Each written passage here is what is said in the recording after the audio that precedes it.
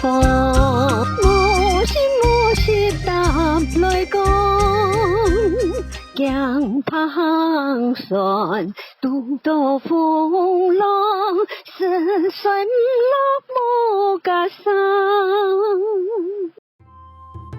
1624年，荷兰人结合军方同商业强大的力量，占领了现下的安平港，还建起燕兰扎上来做佢哋防御嘅堡垒。1662年，昌成功攻下燕兰扎上了後，改名安平鎮。清朝時期，清兵破壞燕蘭扎上，人類建立一寨金山，故所燕蘭扎上就慢慢地放棄咗咧。安平古堡頭前嘅外牆，南上沿嘅磚牆，內容盤景無限滄桑，見證了2400年來台港嘅歷史。一座經過時空淬煉嘅古城安平，因為有戰火留存嘅上將古堡，廟宇建裝嘅河海港橋，同北上城大嘅街路並駕，點點醞釀出屬於孤獨嘅時代風華。黃瓦紅磚係安平嘅意象色彩，也為對貼出古蹟同懷舊嘅街路。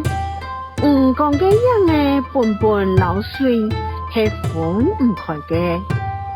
連乜樣嘅作相，個個佢哋辦公園花壇活動，長長拍拍嘅三團，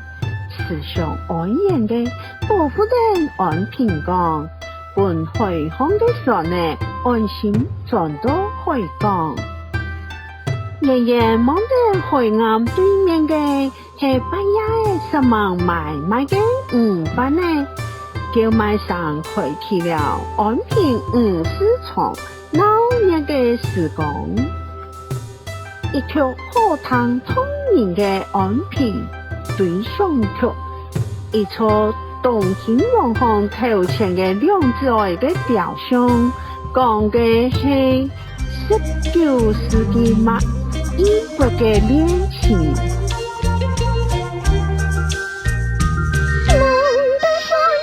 夢的故嘅人，早早轉到安平港，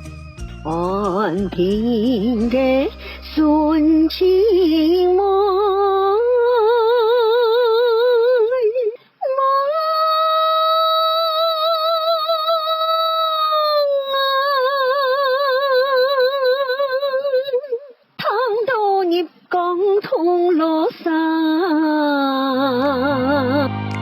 今天呢，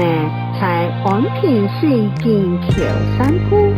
欣賞水景公園中內湖港嘅景致。無論早晨也臨暗時節，都覺得看到安平港青島嘅美景，又像在那好漂亮嘅浪漫氣氛，流傳在台南安平港嘅